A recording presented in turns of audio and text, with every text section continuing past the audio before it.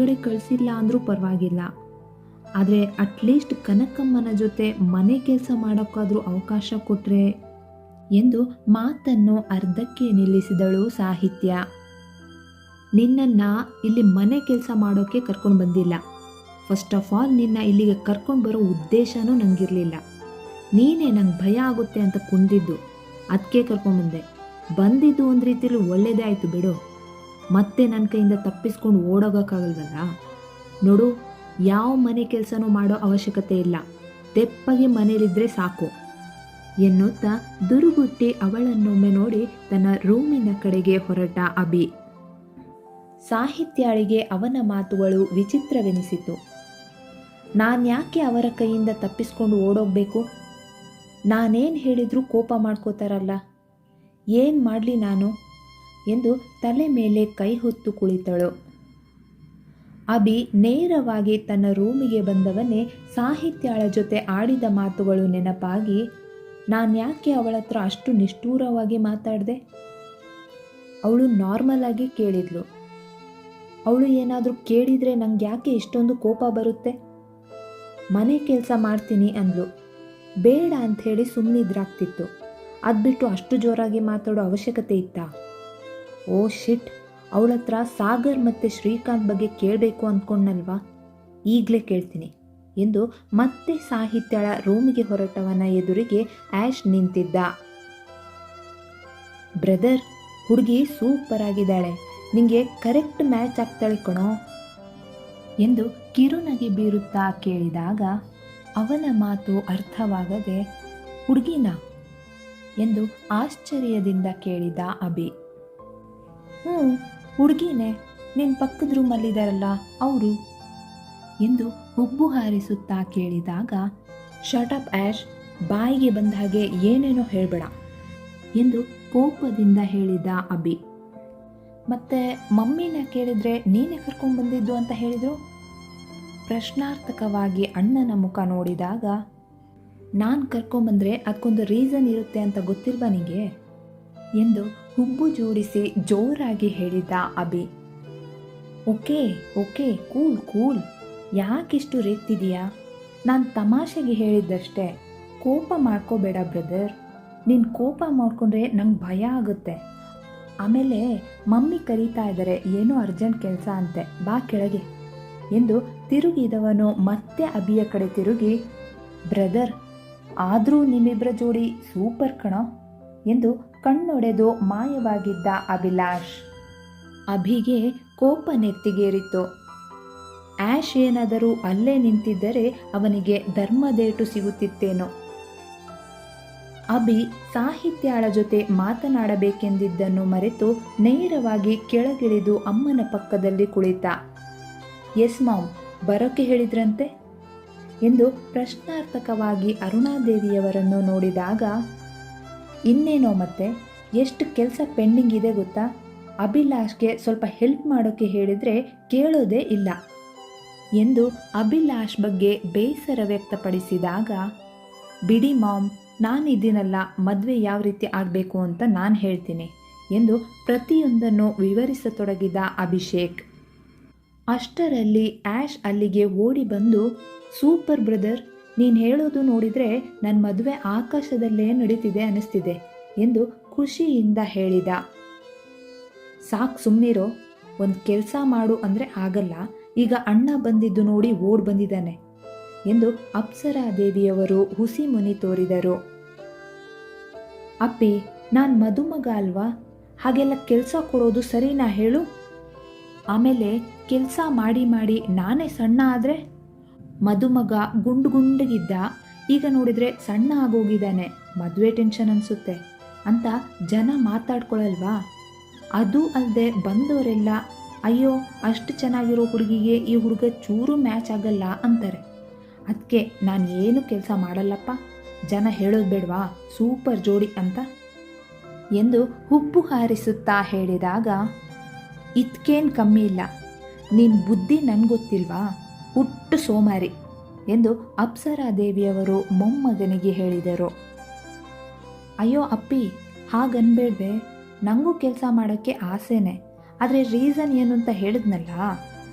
ಎಂದು ರಾಗ ಎಳೆದಾಗ, ಅಭಿಲಾಷ್, ಅಜ್ಜಿಗೆ ಮರ್ಯಾದೆ ಕೊಟ್ಟು ಮಾತಾಡಬೇಕು ಅಂತ ಎಷ್ಟು ಸಲ ಹೇಳಿದ್ದೀನಿ ನಾನು ಎಂದು ಅರುಣಾದೇವಿಯವರು ಜೋರಾಗಿ ಕೇಳಿದರು. ವಾಟ್ ಮಮ್ಮಿ, ಅಭಿಲಾಷ್ ಅಂತ ಅಷ್ಟುದ್ದ ಕರಿಬೇಡ, ಶಾರ್ಟ್ ಆ್ಯಂಡ್ ಸ್ವೀಟ್ ಆಗಿ ಆ್ಯಶ್ ಕರಿ ಅಂತ ಅಷ್ಟು ಸರಿ ಹೇಳಿದ್ರು ನೀನು ಕೇಳಿದ್ಯಾ? ಇಲ್ಲ ತಾನೆ? ಇದು ಹಾಗೇನೆ. ನೀನು ಯಾವಾಗ ನನಗೆ ಆ್ಯಶ್ ಅಂತ ಕರೆಯೋಕ್ಕೆ ಶುರು ಮಾಡ್ತೀಯೋ ಆಗಲೇ ನಾನು ಅಪ್ಪಿಗೆ ಮರ್ಯಾದೆ ಕೊಟ್ಟು ಮಾತಾಡ್ಸೋದು ಎಂದಾಗ ಮೊಮ್ಮಗನ ಮಾತಿಗೆ ಮುಸಿ ಮುಸಿ ನಕ್ಕು, ಸಾಕು ನೀವಿಬ್ರು ಜಗಳ ಆಡಿದ್ದು, ಈಗ ಮದುವೆ ಕೆಲಸ ತುಂಬ ಇದೆ, ಈ ಕಡೆ ಗಮನ ಕೊಡಿ ಎಂದು ಅಪ್ಸರಾದೇವಿಯವರು ಇಬ್ಬರ ಬಾಯಿ ಮುಚ್ಚಿಸಿದರು. ಅವರಿಬ್ಬರ ಜಗಳ ನೋಡಿ ಅಭಿಯೂ ನಗುತ್ತಿದ್ದುದನ್ನು ಕಂಡ ಅಪ್ಸರಾದೇವಿಯವರು ಅಭಿ ಒಳ್ಳೆಯ ಮೂಡಿನಲ್ಲಿದ್ದಾನೆ ಎಂದರಿತು, ಅಭಿ, ಆ ಹುಡುಗಿ ಯಾರು ಎಂದು ನೇರವಾಗಿ ಕೇಳಿದರು.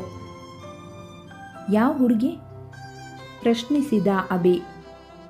ಅದೇ ಕಣೋ, ನಿನ್ನೆ ಕರ್ಕೊಂಡ್ಬಂದಿಯಲ್ಲ ಆ ಹುಡುಗಿ ಎಂದ ಅಪ್ಸರಾದೇವಿಯವರ ಮಾತಿಗೆ, ಓ ಅವಳ ಬಗ್ಗೆ ಕೇಳ್ತಿದ್ದೀರಾ? ಅವಳ ಹೆಸರು ಸಾಹಿತ್ಯ ಅಂತ, ನನ್ನ ಫ್ರೆಂಡ್ ಊರವಳು. ಈ ಊರಲ್ಲಿ ಅವಳಿಗೆ ಯಾರೂ ಪರಿಚಯ ಇಲ್ವಂತೆ, ಅದಕ್ಕೆ ಸ್ವಲ್ಪ ದಿನ ನಮ್ಮನೇಲಿ ಇರಲಿ ಅಂದ. ಹೇಗೂ ನಮ್ಮನೇಲಿ ಇಷ್ಟು ಜನ ಇರಬೇಕಾದ್ರೆ ಅವಳಿಗೊಬ್ಳಿಗೆ ಏನು ಕೊರತೆ ಆಗಲ್ಲ ಅಂತ ಕರ್ಕೊಂಬಂದೆ. ಅಭಿಯ ಮಾತು ಕೇಳಿ, ಅವಳು ಯಾಕೆ ಈ ಊರಿಗೆ ಬಂದ್ಲು ಎಂದು ಮತ್ತೆ ಪ್ರಶ್ನಿಸಿದರು ಅಪ್ಸರಾದೇವಿಯವರು. ಏನೋ ಅವಳು ಪರ್ಸ್ನಲ್ ವರ್ಕ್ ಇದೆಯಂತೆ, ಅದಕ್ಕೆ ಬಂದಿದ್ದಾಳೆ. ಅದು ಸರಿ, ಡೆಕೋರೇಷನ್ ಬಗ್ಗೆ ನಿಮ್ಮದೇನಾದರೂ ಐಡಿಯಾ ಇದ್ದರೆ ಹೇಳಿ, ಅದನ್ನೂ ಸೇರಿಸೋಣ ಎಂದು ಇನ್ನೂ ಏನಾದರೂ ಕ್ವಶನ್ ಕೇಳಬಹುದೆಂದು ಮಾತು ಬದಲಿಸಿದ ಅಭಿಷೇಕ್. ಸಾಹಿತ್ಯಾಳ ಬಗ್ಗೆ ಇನ್ನೂ ಏನೇನೋ ಕೇಳಬೇಕೆಂದುಕೊಂಡವರು ಅವನಿಗೆ ಅವಳ ಬಗ್ಗೆ ಹೇಳಲು ಆಸಕ್ತಿ ಇಲ್ಲವೆಂದರಿತು ಡೆಕೋರೇಷನ್ ಬಗ್ಗೆ ತಮ್ಮ ಅಭಿಪ್ರಾಯವನ್ನು ತಿಳಿಸಿದರು. ಹೀಗೆ ಒಬ್ಬೊಬ್ಬರು ಒಂದೊಂದು ರೀತಿ ಹೇಳುತ್ತಾ ಇದ್ದಾಗ ಅವರೆಲ್ಲರ ಅಭಿಪ್ರಾಯವನ್ನು ಅಭಿ ಆಸಕ್ತಿಯಿಂದ ಕೇಳುತ್ತಾ ಕುಳಿತಿದ್ದ. ಸಾಹಿತ್ಯಾಳಿಗೆ ರೂಮಿನಲ್ಲಿ ಕುಳಿತು ಬೋರ್ ಆಗುತ್ತಿದೆ ಎಂದು ಮೆಲ್ಲನೆ ಹೊರಬಂದಾಗ ತಟ್ಟನೆ ಅರುಣಾದೇವಿಯವರ ನೆನಪಾಗಿ, ಕೃಷ್ಣ, ಅವ್ರ ಕಣ್ಣೆದುರಿಗೆ ನಾನು ಕಾಣದೇ ಇದ್ರೆ ಸಾಕು ಎಂದು ಬೇಡಿಕೊಳ್ಳುತ್ತಿರುವಾಗ ಕೆಳಗೆ ಜೋರಾಗಿ ಮಾತನಾಡುತ್ತಾ ನಗುತ್ತಿರುವುದನ್ನು ಕೇಳಿ ಮೆಲ್ಲನೆ ಕೆಳಗೆ ಇಣುಕಿದಳು. ಆ್ಯಶ್ ಏನೋ ತಮಾಷೆ ಮಾಡುತ್ತಿದ್ದ. ಎಲ್ಲರೂ ಅವನ ಮಾತಿಗೆ ನಗುತ್ತಿದ್ದರು. ಅದನ್ನು ಕಂಡು ಸಾಹಿತ್ಯಾಳ ಮುಖದಲ್ಲೂ ಸಣ್ಣದಾಗಿ ಕಿರುನಗೆ ಮೂಡಿತು. ಎಷ್ಟು ಚೆನ್ನಾಗಿದೆ ಇವರ ಒಡನಾಟ. ಇದೇ ರೀತಿ ನಾನು, ಅಪ್ಪ, ಅಮ್ಮ, ಸಹನಾ ಇದ್ದಿದ್ದರೆ ಎಂದು ಯೋಚಿಸುವಾಗ ಅವಳ ಮುಖ ಚಿಕ್ಕದಾಯಿತು. ನನಗೆ ಆ ಅದೃಷ್ಟ ಇಲ್ಲ. ಇಷ್ಟು ದಿನ ಅಪ್ಪ ಜೊತೆಗಿದ್ದರು, ಆದರೆ ಈಗ ಅವರನ್ನು ಹೇಗೆ ನೋಡಲಿ, ಹೇಗೆ ಮಾತಾಡಿಸ್ಲಿ? ನಾನು ಮನೆಗೆ ಹೋಗ್ತೀನಿ ಅಂದರೂ ಸರ್ ನನ್ನ ಕಳಿಸ್ತಾ ಇಲ್ಲ. ಸಾಗರ್ ಅವರು ಹುಷಾರಾದ ಮೇಲೆ ಹೋಗು ಅಂದ್ರಲ್ವಾ, ಯಾಕೆ? ಸಾಗರ್ನ ನೋಡ್ಕೊಳ್ಳೋಕ್ಕೆ ಯಾರೂ ಇಲ್ಲ ಅಂತನಾ ಎಂದು ಯೋಚಿಸುತ್ತಿರುವಾಗಲೇ ಅಭಿ ಮೇಲೆ ನೋಡಿದ್ದನ್ನು ಕಂಡು ತಟ್ಟನೆ ಅವನಿಗೆ ಕಾಣದಂತೆ ಹಿಂದೆ ಸರಿದು ನಿಂತಳು. ಅಭಿಗೆ ಅನುಮಾನ ಬಂದು ಜೋರಾಗಿ ಸಾಹಿತ್ಯ ಎಂದು ಕೂಗಿದ.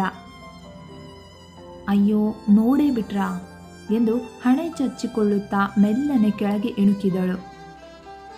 ಅಲ್ಲೇನು ಮಾಡ್ತಿದ್ಯಾ, ಬಾ ಕೆಳಗಡೆ ಎಂದು ಮೇಲೆ ನೋಡಿದ ಅಪ್ಸರಾದೇವಿಯವರು ಅವಳನ್ನು ಕರೆದರು. ಪರವಾಗಿಲ್ಲ, ನಾನು ರೂಮಲ್ಲೇ ಇರ್ತೀನಿ ಎಂದು ಹಿಂಜರಿಯುತ್ತಲೇ ಹೇಳಿದಳು ಸಾಹಿತ್ಯ. ಅರೆ ಬಾಮ್ಮ, ಇಲ್ಲಿ ನಿಂಗೂ ಅಲ್ಲಿ ಕೂತು ಕೂತು ಬೋರ್ ಅಲ್ವಾ, ಬಾ ಇಲ್ಲಿ ಎಂದು ಅಪ್ಸರಾದೇವಿಯವರು ಮತ್ತೆ ಕರೆದಾಗ ಅರುಣಾದೇವಿಯವರು ಏನಾದರೂ ಹೇಳಬಹುದೇನೋ ಎಂದು ಅಳುಕುತ್ತಲೇ ಅವರಿದ್ದಲ್ಲಿಗೆ ಬಂದಳು ಸಾಹಿತ್ಯ. ಅರುಣಾದೇವಿಯವರು ಏನೊಂದೂ ಮಾತಾಡದೆ ಸಾಹಿತ್ಯಾಳನ್ನೇ ದುರುಗುಟ್ಟಿ ನೋಡಿ, ಅತ್ತೆ, ನನಗೆ ಬೇರೆ ಕೆಲಸ ಇದೆ ಎಂದು ಅಲ್ಲಿಂದೆದ್ದು ರೂಮಿನೆಡೆಗೆ ಹೆಜ್ಜೆ ಹಾಕಿದರು. ಸಾಹಿತ್ಯಾಳಿಗೆ ಅವರ ವರ್ತನೆ ಇನ್ನಷ್ಟು ಬೇಸರ ತರಿಸಿತು. ಯಾಕಮ್ಮ ನಿಂತಿದ್ಯಾ, ಕೂತ್ಕೋ ಎಂದು ಅಪ್ಸರಾದೇವಿಯವರು ಹೇಳಿದ ಮೇಲೆ ಮೆಲ್ಲನೆ ಸೋಫಾದ ಮೇಲೆ ಕುಳಿತುಕೊಂಡಳು. ಸಾಹಿತ್ಯ, ಇವರು ನನ್ನ ಗ್ರ್ಯಾಂಡ್ ಮದರ್ ಮತ್ತು ಇವನು ನನ್ನ ಬ್ರದರ್.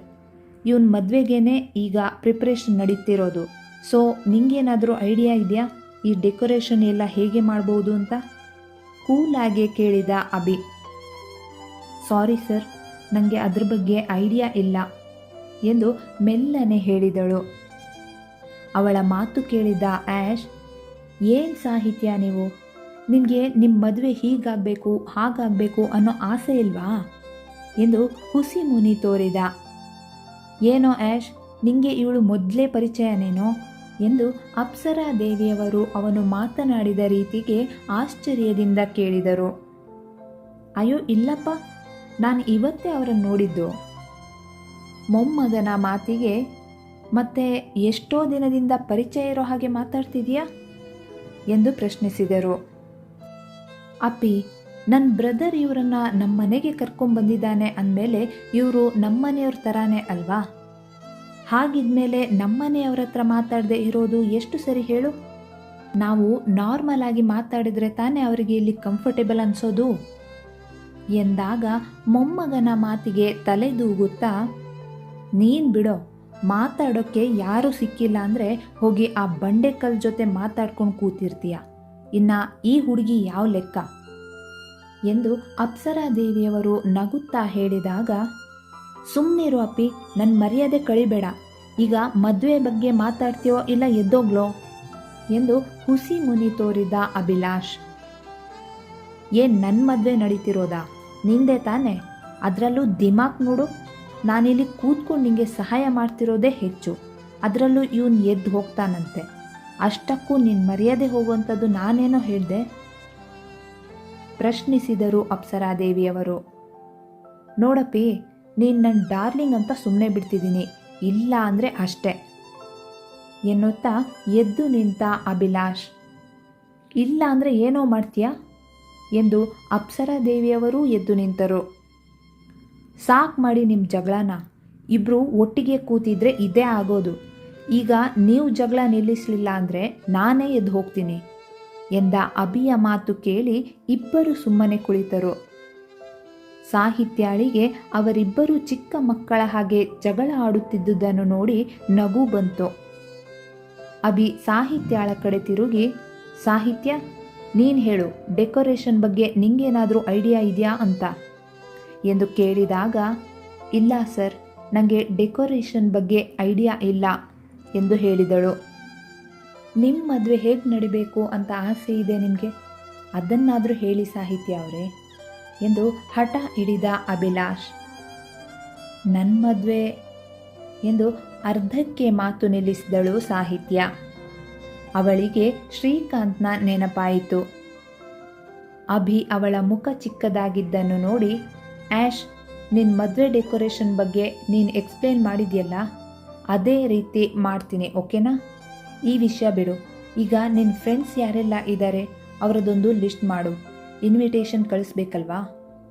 ಗ್ರ್ಯಾಂಡ್ ಮಾ, ನೀವು ಅಷ್ಟೇ, ಯಾರನ್ನೆಲ್ಲ ಕರಿಬೇಕು ಅಂತ ಮಾಮ್ ಹೆಲ್ಪ್ ತಗೊಂಡು ಲಿಸ್ಟ್ ಮಾಡಿ, ಬೇಗ ಬೇಗ. ಹಾಂ ಸಾಹಿತ್ಯ, ನೀನು ಕನಕಮ್ಮನ ಜೊತೆ ಮಾರ್ಕೆಟ್ಗೆ ಹೋಗ್ಬಾ ಎಂದು ಮಾತು ಮರೆಸಿ ಒಬ್ಬೊಬ್ಬರಿಗೆ ಒಂದೊಂದು ಕೆಲಸ ಹೇಳಿ ರೂಮಿಗೆ ನಡೆದ. ಸಾಹಿತ್ಯಾಳಿಗೆ ಅಭಿಯ ಮಾತು ಕೇಳಿ ತುಂಬ ಖುಷಿಯಾಯಿತು. ಆ ಮನೆಯಲ್ಲಿ ಅವಳಿಗೆ ತುಂಬ ಇಷ್ಟವಾದವರೆಂದರೆ ಕನಕಮ್ಮ ಒಬ್ಬರೇ.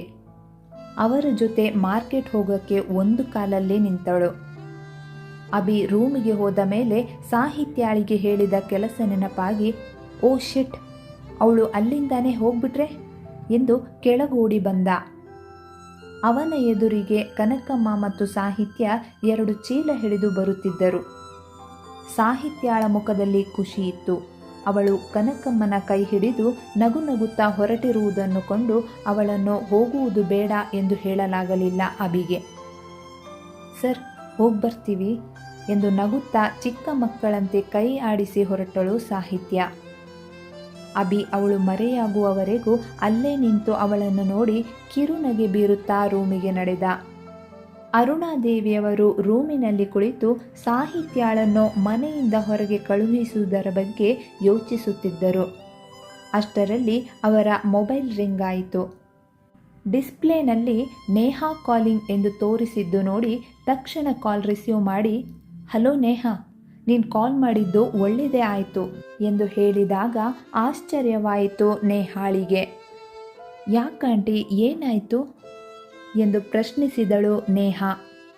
ನೇಹಾ, ನಂಗೊಂದು ದೊಡ್ಡ ತಲೆನೋವು ಬಂದಿದೆ ಕಣಮ್ಮ ಎಂದು ಅಸಮಾಧಾನದಿಂದ ನೋಡಿದಾಗ, ತಲೆನೋವಾ? ಏನಾಂಟಿ ಅದು?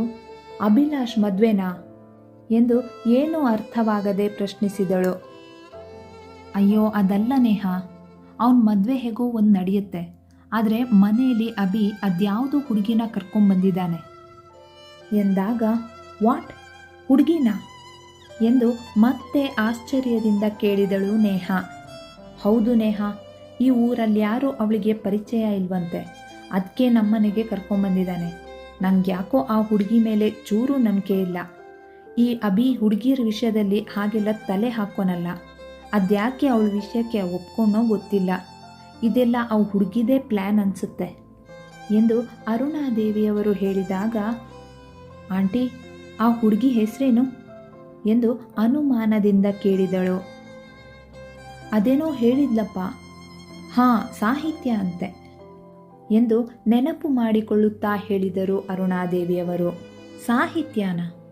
ಅವಳು ಅಲ್ಲಿ ಹೇಗೆ ಬರೋಕ್ಕೆ ಸಾಧ್ಯ ಎಂದು ಆಶ್ಚರ್ಯದಿಂದ ಕೇಳಿದಳು ನೇಹ. ಅದೇ ನನಗೂ ಗೊತ್ತಿಲ್ಲ, ಹೇಳಿದ್ನಲ್ಲ ಎಲ್ಲ ಆ ಹುಡುಗಿ ಪ್ಲ್ಯಾನ್ ಅಂತ. ಅದು ಸರಿ, ನಿಂಗೆ ಅವಳು ಯಾರು ಅಂತ ಗೊತ್ತಾ ಎಂದು ಅರುಣಾದೇವಿಯವರು ಪ್ರಶ್ನಿಸಿದಾಗ, ಹೌದು ಆಂಟಿ, ನನ್ನ ಅಭಿನ ಅವಳು ಸುಲಭವಾಗಿ ಅವಳು ಹಿಡಿತಕ್ಕೆ ತಗೋಬೇಕು ಅಂತಿದ್ಲು. ಆದರೆ ಆಂಟಿ, ಆ ಡ್ರಾಮಾ ಕ್ವೀನ್ನ ನಮ್ಮ ಕಡೆ ಹುಡುಗರೆ ಕಿಡ್ನಾಪ್ ಮಾಡಿದ್ರಲ್ಲ, ಅದು ಹೇಗೆ ಅಭಿ ಕೈಗೆ ಸಿಕ್ಕಿದ್ಲು ಎಂದು ಹುಬ್ಬು ಜೋಡಿಸಿ ಕೇಳಿದಾಗ, ಕಿಡ್ನಾಪ್ ಮಾಡಿಸಿದ್ಯಾ? ಫಸ್ಟ್ ಹೋಗಿ ನೋಡು ಯಾರನ್ನ ಕಿಡ್ನಾಪ್ ಮಾಡಿದ್ದಾರೆ ಅಂತ ಎಂದು ಅನುಮಾನ ವ್ಯಕ್ತಪಡಿಸಿದರು ಅರುಣಾದೇವಿಯವರು. ಹ್ಞೂ ಸರಿ ಆಂಟಿ, ಇವನಿಗೆ ಮನೆಗೆ ಬರ್ತೀನಿ, ಆಗ ಮಾತಾಡೋಣ ಎಂದ ನೇಹಾಳ ಮಾತಿಗೆ, ಓ ಎಷ್ಟು ದಿನ ಆದಮೇಲೆ ಮನೆಗೆ ಬರ್ತೀನಿ ಅಂತಿದ್ಯಾ? ಸರಿ ಬಾ, ನನಗೂ ನಿನ್ನ ಜೊತೆ ತುಂಬ ಮಾತಾಡೋದಿದೆ ಎಂದು ಅರುಣಾದೇವಿಯವರು ಖುಷಿಯಿಂದ ಹೇಳಿದಾಗ, ಓಕೆ ಆಂಟಿ ಬಾಯ್ ಎಂದು ಕಾಲ್ ಕಟ್ ಮಾಡಿ ಯಾರಿಗೂ ಕಾಲ್ ಮಾಡಿ ಈಗಲೇ ಸಿಗಬೇಕೆಂದು ಹೇಳಿ ಆಫೀಸಿನ ಫೈಲ್ಗಳನ್ನೆಲ್ಲ ಸೈಡಿಗಿಟ್ಟು ಬ್ಯಾಗ್ ಹಿಡಿದು ಹೊರಟಳು ನೇಹ. ಮುಂದುವರೆಯುವುದು.